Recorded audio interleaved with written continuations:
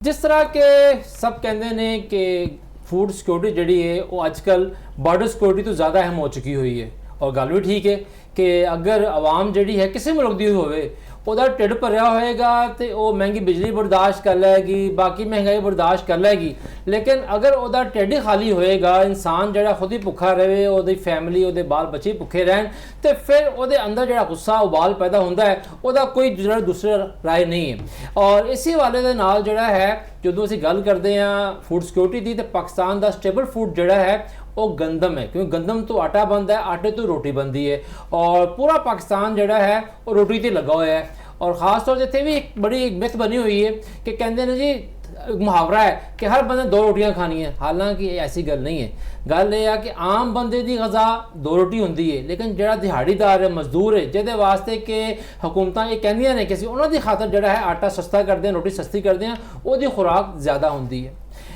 जो फ्लोर मिलों की गल करते हैं तो पंजाब जोड़ा है वो सब तो वड्डा सूबा है जिथे कि ना सिर्फ कनक सब तो ज़्यादा पैदा होती है बल्कि सब तो ज़्यादा फ्लोर मिल जड़ियाँ ने पाकिस्तान वो भी पंजाब च वाक़ की तादाद तकरीबन 1200 तो ज़्यादा है। ये अलहदा गल है कि अजकल वो तकरीबन 500 550 बंद है क्योंकि सरकारी गंदम कोटा बंद है। और सरकारी गंदम कोटा वो खराबी वो जहर सीगा जिन्हें कि पिछले 8-9 सालों के विच ना सिर्फ आवाम नूं जिहड़ा है नुकसान पहुँचाया बल्कि हुकूमत का भी खरबा रुपया ज़ाया होया।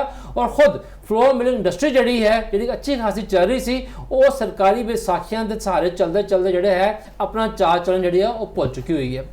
फ्लोर मिल इंडस्ट्री जी है मुस्तकबल की है जदीद तकाज़ियां के मुताबिक। और फ्लोर मिल इंडस्ट्री के अंदर भी दो सोचां पै जांदियां ने, एक सोच जी है वो कोटे की हामी है, एक सोच जी कोटे की मुखालफ है। और कहते हैं कि जिस शोबे के जिस सैक्टर के मुतबादल आवाज़ ना हो, अपोजिशन ना हो, उत्थे बेहतरी नहीं आ सकती। और सेम पोजीशन जी है पंजाब च फ्लोर मिल इंडस्ट्री की है। एक तरफ तो जड़ा है वो फ्लोर मिल एसोसीएशन है जिहदा कि पिछले कई 14-15 सालों तो इलैक्शन नहीं होया और बगैर इलैक्शन तो यही मुंतखब हो जाते हैं। लेकिन दूसरे पासे ऐसे मिलर्स हैं ने जिन्होंने अपना एक अलहदा ग्रुप बना के अपनी शनाख्त बना के तकरीबन 2018 गालबन एक ग्रुप बनया सी जिहदा नाम प्रोग्रेसिव फ्लोर मिलर्स ग्रुप है। और इस ग्रुप ने जड़ा है आके ना सिर्फ सरकारी कोटे की भरपूर मुखालफत की बल्कि गाहे बगाहे ये वफाकी हुकूमत नूं पंजाब हुकूमत नूं ऐसी तजावीज़ दिंदे रहे ने जिहड़ियां कि ना सिर्फ आवाम वास्ते फ़ायदेमंद ने हुकूमत वास्ते ने बल्कि सब तो वध के खुद फ्लोर मिल इंडस्ट्री वास्ते इन्हों बहुत फ़ायदा है। फ्लोर मिल इंडस्ट्री का मुस्तकबल की है, की खराबियां ने, की बेहतरी है और पॉलिसी साजी जी है वो किस मदद जारी है, ये सारे मामले से गल करने वास्ते मेरे नाल मौजूद ने जनाब खलीक अरशद साहब जोड़े कि चेयरमैन ने प्रोग्रेसिव फ्लोर मिलर्स ग्रुप के। और उन्होंने मौजूद ने जनाब माजिद अब्दुल्ला साहब जोड़े कि सदर ने प्रोग्रेसिव फ्लोर मिलर्स ग्रुप के। अस्सलाम वालेकुम। तो खलीक साहब तुहाडे शुरू करते हैं कि सब तो पहले तो ये दसो कि तुसी काफ़ी अरसे तो एक ग्रुप अपनी अलहदा पहचान बनाई हुई है और तुसी हमेशा इंडस्ट्री के नाल तो चलने की गल करते हो, लेकिन कोटे वगैरह की मुखालफत तुसी कोटे वाले क्यों नहीं हो? बहुत शुक्रिया रिजवान आसिफ साहब और थोड़े चैनल का भी एक्सप्रैस न्यूज़ का और वेड़ा प्रोग्राम का भी तुसी सानू इनवाइट किया वे। मैं समझना ज़ाती तौर पर कि तुसी बजाते खुद एक फूड के उत्ते और फ्लोर मिलिंग के उत्ते वीट के उत्ते डिपार्टमेंट के नाल रिलेशनिंग के मामलात पहले ही सब तो पहले खबर हासिल करने वाले वो बजाते खुद तुसी इन्ने अहल और काबिल हो कि साढ़े इनकलूजन का तो कोई ऐसा जरूरत नहीं सीगी। तो रस्म दुनिया है, तुसी बुला लिया है, तुहाडा बहुत शुक्रिया। जहाँ तक ताल्लुक है कि प्रोग्रेसिव ग्रुप का गल है, बुनियादी तौर के उत्ते ते असी मैंबर हाँ फ्लोर मिल एसोसीएशन के, लेकिन उहदे विच असी ज़रा फील है करने कि इस मुल्क दे विच आम तजारत जिस तरह दी गई है हर काम दे विच एक आज़ादी होनी चाहिए जिहदे कंपीटीशन की फिज़ा पैदा होवे। उस फिज़ा के नुकते नज़र तुसीं फरमाया होने खुद ही कि 400 मिलां 500 मिलां चलदियां ने 500 मिलां बंद ने, ऐसा ही हकीकत है। लेकिन जो कोटे का निज़ाम चलता है ਉਸ ਲਈ ਉਹ ਪੂਰੀਆਂ 1000 ਚੱਲਦੀਆਂ ਨੇ, ਲੇਕਿਨ ਜਿਹੜੀਆਂ ਚੱਲਣ ਵਾਲੀਆਂ ਹੁੰਦੀਆਂ ਨੇ ਉਹਨਾਂ ਦਾ ਹਿੱਸਾ ਵੀ ਬਣ ਕੇ ਉਹਨਾਂ ਨੂੰ ਦੇ ਦਿੱਤਾ ਜਾਂਦਾ ਵੇ ਕਿ ਜਿਹੜੀਆਂ ਅਮਲਨ ਨਹੀਂ ਚੱਲ ਰਹੀਆਂ ਹੁੰਦੀਆਂ, ਔਰ ਉਹ ਕਰਪਸ਼ਨ ਨੂੰ ਇੱਕ ਜਨਮ ਦਿੰਦਾ ਹੈ ਇਹਨਾਂ ਨੇ। ਔਰ ਐਸੇ ਵਜ੍ਹਾ ਨਾਲ ਹੀ ਮਿਲਾਂ ਰਾਤ ਦਿਨ ਦੁਗਣੀ ਰਾਤ ਚੁਗਣੀ ਤਰੱਕੀ ਕਰਦੀਆਂ ਰਹੀਆਂ ਨੇ, ਔਰ ਅਸੀਂ ਸਟੀਲ ਦੇ ਔਰ ਸੀਮੈਂਟ ਦੇ ਪਹਾੜ ਖੜੇ ਕੀਤੇ, ਮੁਲਕ ਦਾ ਸਰਮਾਇਆ ਉਹਦੇ ਵਿੱਚ ਇਨਵੈਸਟ ਕੀਤਾ ਹੈ। ਹਾਲਾਂਕਿ ਇਸ ਤੋਂ ਅੱਧੀਆਂ ਮਿਲਾਂ ਚੱਲ ਸਕਦੀਆਂ ਨੇ ਔਰ ਬਹੁਤ ਅੱਛੀ ਕੁਆਲਿਟੀ ਬਣਾ ਸਕਦੀਆਂ ਨਾ, ਉਹਨਾਂ ਦਾ ਬਾਹਮੀ ਕੰਪੀਟੀਸ਼ਨ ਹੁੰਦਾ ਹੈ, ਤੇ ਇਸ ਵਾਸਤੇ ਸਾਡੀ ਸੋਚ ਜ਼ਰਾ ਮੁਖਤਲਿਫ ਹੈ, ਅਦਰਵਾਈਜ਼ ਅਸੀਂ ਮੈਂਬਰ ਐਸੋਸੀਏਸ਼ਨ ਦੇ ਹੀ ਹਾਂ। ਸਹੀ। ਅੱਛਾ ਖਲੀਲ ਸਾਹਿਬ, ਜਿਹੜਾ ਮੈਂ ਸਵਾਲ ਕੀਤਾ ਤੁਸੀਂ ਕਿਉਂ ਨਹੀਂ ਕੋਟੇ ਦੇ ਹੱਕ 'ਚ ਆਵਾਜ਼ ਬੁਲੰਦ ਕਰਦੇ? ਉਹ ਜਿਹੜੀਆਂ ਕਿ 400-500 ਮਿਲਾਂ, ਔਰ ਖਾਸ ਤੌਰ 'ਤੇ ਸਾਡੀ ਐਸੋਸੀਏਸ਼ਨ ਜਿਹੜੀ ਹੈ ਉਹਨਾਂ ਦਾ ਜ਼ਿਆਦਾ ਝੁਕਾਓ ਕੋਟੇ ਵਾਲੇ ਪਾਸੇ ਜਾਂਦਾ ਹੈ, ਤੁਸੀਂ ਕੋਟੇ ਨੂੰ ਕਿਉਂ ਬੁਰਾ ਸਮਝਦੇ ਹੋ? ਅਸੀਂ ਕੋਟਾ ਨੂੰ ਇਸ ਵਾਸਤੇ ਬੁਰਾ ਸਮਝਦੇ ਹਾਂ ਕਿ ਉਹਦੇ ਵਿੱਚ ਕੰਪੀਟੀਸ਼ਨ ਨਹੀਂ ਹੁੰਦਾ।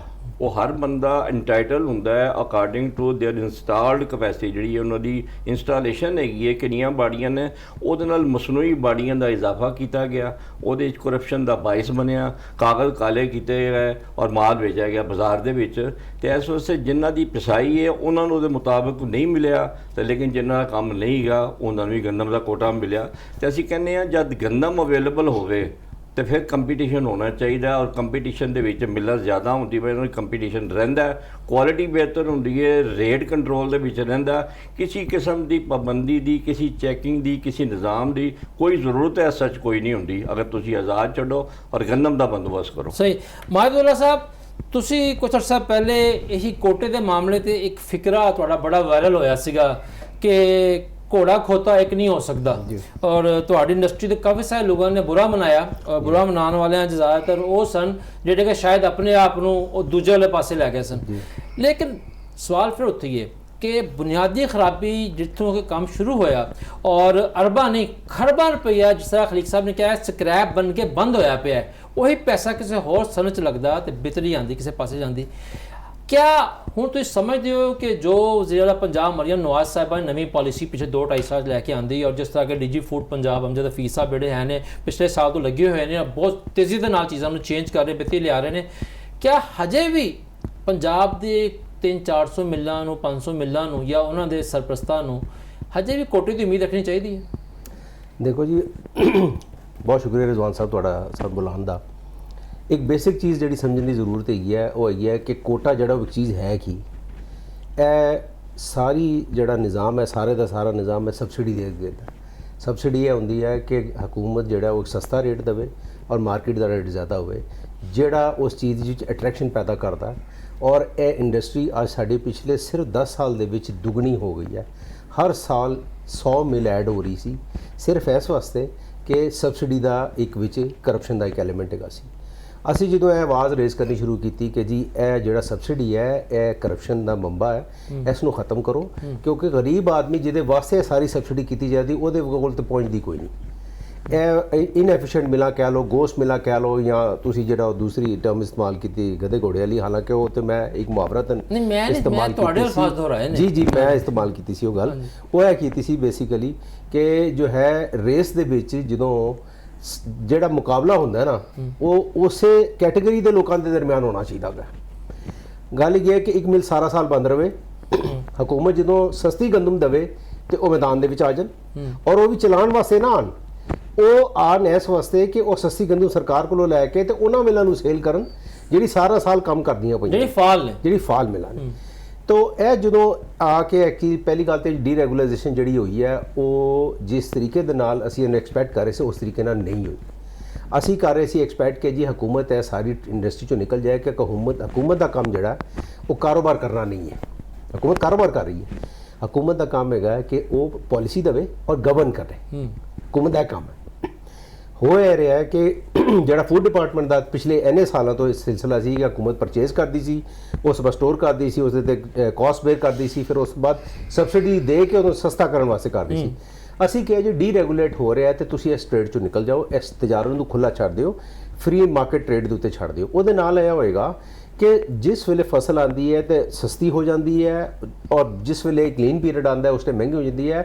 जिस तरह बाकी जिनास हैगियां ने ਉਹਦੇ 'ਚ ਜਦੋਂ ਫ੍ਰੀ ਮਾਰਕੀਟ ਹੋਏਗੀ ਤੇ ਹੈਲਦੀ ਕੰਪੀਟੀਸ਼ਨ ਹੋਏਗਾ ਮਿਲਾਂ ਦੇ ਦਰਮਿਆਨ, ਆਟੇ ਦੀ ਕੀਮਤਾਂ ਕੰਟਰੋਲ 'ਚ ਰਹਿਣਗੀਆਂ ਔਰ ਅਸਲ ਲੋਕ ਜਿਹੜੇ ਨੇ ਨਾ ਉਹ ਇੰਡਸਟਰੀ 'ਚ ਰਹਿ ਜਾਣਗੇ ਔਰ ਉਹ ਬਾਕੀ ਜਨ ਨਿਕਲ ਜਾਣਗੇ। ਹੁਣ ਦੇਖੋ ਜਿਹੜਾ ਇਸ ਟਾਈਮ ਤੁਸੀਂ ਜਿਸ ਤਰ੍ਹਾਂ ਕਿਹਾ ਕਿ ਖਲੀਕ ਸਾਹਿਬ ਨੇ ਕਿਹਾ 600 ਮਿਲ ਜਿਹੜੀ ਬੰਦ ਪਈ ਹੈ, ਇਹ ਵੀ ਇੱਕ ਨੈਸ਼ਨਲ ਲਾਸ ਹੈ ਕਿ ਜਿਹੜੀ ਮਿਲਾਂ ਬੰਦ ਪਈਆਂ ਹੋਈਆਂ ਨੇ। ਅਸੀਂ ਚਾਹ ਰਹੇ ਹਾਂ ਕਿ ਇਹਨਾਂ ਨੂੰ ਵੀ ਕੰਮ ਤੇ ਲਗਾਇਆ ਜਾਏ ਔਰ ਉਹਦਾ ਇੱਕ ਮੁਤਬਾਦਲ ਤਰੀਕਾ ਹੈਗਾ ਕਿ ਤੁਸੀਂ ਇਸ ਟ੍ਰੇਡ ਨੂੰ ਖੁੱਲ੍ਹਾ ਛੱਡੋ ਔਰ ਐਕਸਪੋਰਟ ਵਾਲੇ ਪਾਸੇ ਜਾਓ, ਪ੍ਰੋਡਕਟ ਐਕਸਪੋਰਟ ਵਾਲੇ ਪਾਸੇ ਜਾਓ। ਔਰ ਦੇਖੋ ਇਹ ਜਿਹੜੀ ਇਸ ਟਾਈਮ 500-600 ਮਿਲਾਂ ਫਾਲ ਨੇ ਜਿਹੜੀਆਂ ਚੱਲਦੀਆਂ ਪਈਆਂ, ਇਹਨਾਂ ਦੇ ਵਿੱਚੋਂ ਜਦੋਂ 100-200 ਮਿਲ ਬਾਹਰ ਐਕਸਪੋਰਟ 'ਚ ਚਲੀ ਜਾਏਗੀ ਤੇ ਬਾਕੀ 100-200 ਵਾਸਤੇ ਇੱਥੇ ਰੂਮ ਬਣੇਗਾ। ਅਸੀਂ ਇਹ ਕਹਿ ਰਹੇ ਜਿਸ ਤਰ੍ਹਾਂ ਅੱਛਾ ਰਾਈਸ ਇੰਡਸਟਰੀ ਦੀ ਮਿਸਾਲ ਤੁਹਾਡੇ ਸਾਹਮਣੇ, ਅੱਜ ਤੋਂ 35-40 ਸਾਲ ਪਹਿਲੇ ਰਾਈਸ ਕਾਰਪੋਰੇਸ਼ਨ ਪਾਕਿਸਤਾਨ ਹੁੰਦਾ ਸੀ, ਰਾਈਸ ਇਸੇ ਤਰ੍ਹਾਂ ਹੀ ਕੰਟਰੋਲ ਸੀ। ਜਿਸ ਤਰ੍ਹਾਂ ਹੀ ਤੁਸੀਂ ਉਸ ਇੰਡਸਟਰੀ ਨੂੰ ਛੱਡਿਆ ਤੇ ਅੱਜ ਤੁਹਾਡੀ ਰਾਈਸ ਦੀ ਐਕਸਪੋਰਟ ਜਿਹੜੀ ਹੈ $4 ਬਿਲੀਅਨ ਪਲੱਸ ਤੇ ਹੈ ਔਰ ਸ਼ਾਇਦ ਹੀ ਦੁਨੀਆ ਦੇ ਵਿੱਚ ਐਸਾ ਕੋਈ ਮੁਲਕ ਹੋਵੇਗਾ ਜਿੱਥੇ ਪਾਕਿਸਤਾਨ ਦਾ ਚਾਵਲ ਨਹੀਂ ਜਾਂਦਾ।